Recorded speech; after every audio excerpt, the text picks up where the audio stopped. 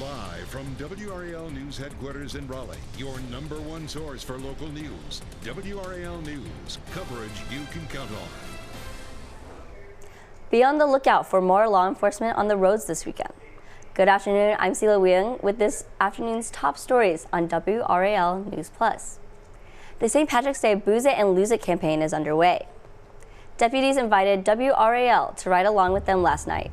There will be increased law enforcement at times where impaired driving is more likely, which includes overnight hours. Last year, 225 people were killed or seriously injured in alcohol-related crashes on North Carolina roads during the St. Patrick's Day enforcement campaign period. Spring cleanup is happening in Gardner neighborhoods.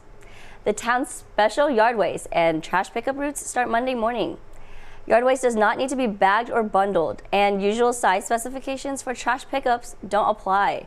That means you can put out furniture, mattresses, and other bulky items. So check out the schedule and list of things you can't put out on the Town of Gardner's website. March Madness has brackets on the chopping block, so tune in for our local team's journey through the NCAA tournament. In the men's second round, the #5 Duke team will face #4 Tennessee, tipping off at 2:40. For the women's first round plays, the Carolina Tar Heels take on St. John's at 4 p.m. And finally, the Duke Blue Devils are playing right here in Durham against Iona at 9:30 tonight. It is a beautiful day to be outside as we take a live look over downtown Raleigh on this perfect Saturday. But don't put your jackets away just yet. Meteorologist Peter Sherwood tells us when the chill returns.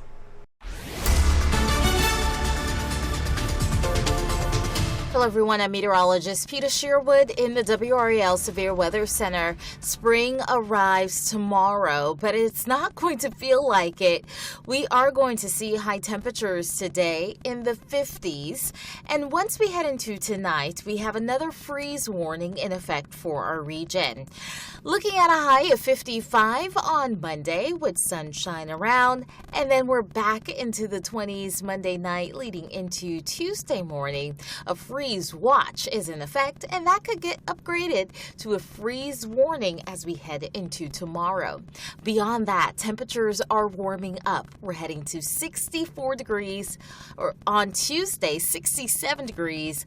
On Wednesday, highs in the 80s, making a big comeback as we head into Thursday and Friday.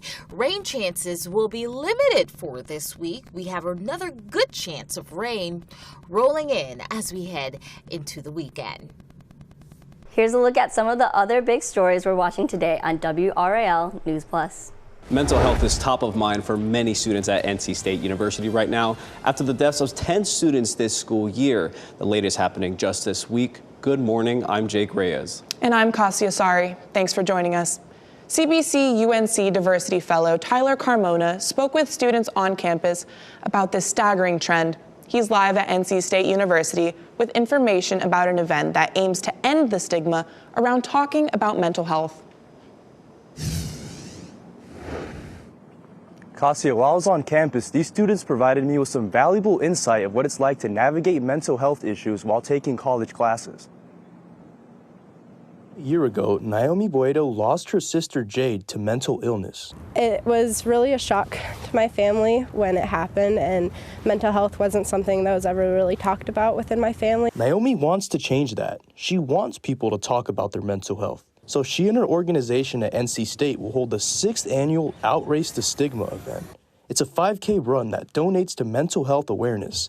This year's is dedicated to Jade. I still have this image of my sister having the most beautiful smile on her face and always being ready to do whatever and jumping into an adventure head first. The NC State community is also grieving 10 student deaths over the past academic year. At least 5 of them took their own lives. It's kind of sad to know that maybe some of my classmates are going through something that I don't know. The university's Mental Health Task Force released this report last month. The 89-page report analyzes students' mental health. Now, because of this report, the school has hired 8 more mental health counselors. Throughout campus, students say their large course load and overall responsibilities can contribute to overwhelming stress. You cry sometimes and you get angry sometimes, but I've found that confiding in my peers and really just talking about it really makes you feel better. Boedo feels that the changes made by the university will help students better prioritize their mental health. NC State has done a phenomenal job, in my opinion, of helping its students in the past few years. The event will take place on April 2nd. All profits will go to the National Alliance of Mental Illness. Tyler Carmona for WRAL News. Thanks, Tyler. Purchasing a home can be difficult for anyone, especially when it comes to finding one that is affordable. According to recent estimates, there are more than 42,000 burden renters in the city of Raleigh. That accounts for nearly half of all renters. But the city has programs for first-time buyers as well as low-income homeowners. Fellow Bayla Walker spoke with a teacher who got some much-needed help. Bayla, walk us through the process. Yeah, that's right, Cassia. Purchasing a home can be very difficult and very expensive, especially if you want to purchase homes like these here in the downtown Raleigh area. Back in 2017, the community started the affordable housing projects to help residents with these issues. The kitchen area. Jess Peacock set a goal. The middle school teacher wanted to purchase her first home. I think everybody knows what teachers make. She moved in with her parents to save money. That's when a friend told her about the City of Raleigh's affordable housing program. Affordable housing is a really key focus area of the city's strategic plan. So we've set out a goal to produce 5,700 affordable housing units by 2026. The city not only works with builders, but they also help potential buyers with the process.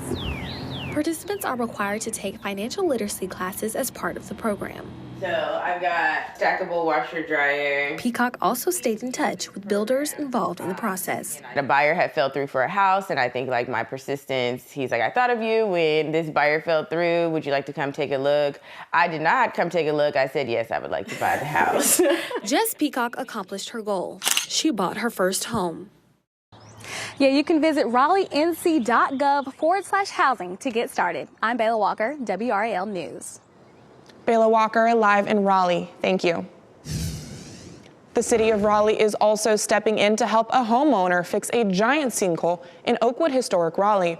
The crater makes the home unlivable and forces the tenants to leave. The city of Raleigh put the repair at the top of their list, but a fix could take up to 18 months.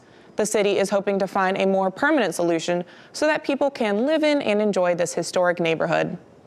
Chapel Hill wants to eliminate all traffic-related injuries and deaths by 2031. You're looking at a live picture from our camera at the Top of the Hill restaurant in Chapel Hill. Vision Zero is the town's plan to pair education and enforcement for a truly shared road. According to traffic data, from 2016 to 2020, 3 people died and 5 suffered severe injuries while walking or biking in the town. Chapel Hill police say keeping people informed on street safety is key. We do monthly focused patrol efforts for speed. We also do those for crosswalk initiatives as well, where we send officers to certain locations to monitor crosswalks to make sure that both drivers and pedestrians are obeying the law. The town implemented Plan Vision Zero in 2021. Since then, there have been 2 deaths and 8 serious injuries in Chapel Hill. You're watching WRAL News Plus. You can also listen around the clock on your radio at 96.5 in Durham and 99.3 in Raleigh.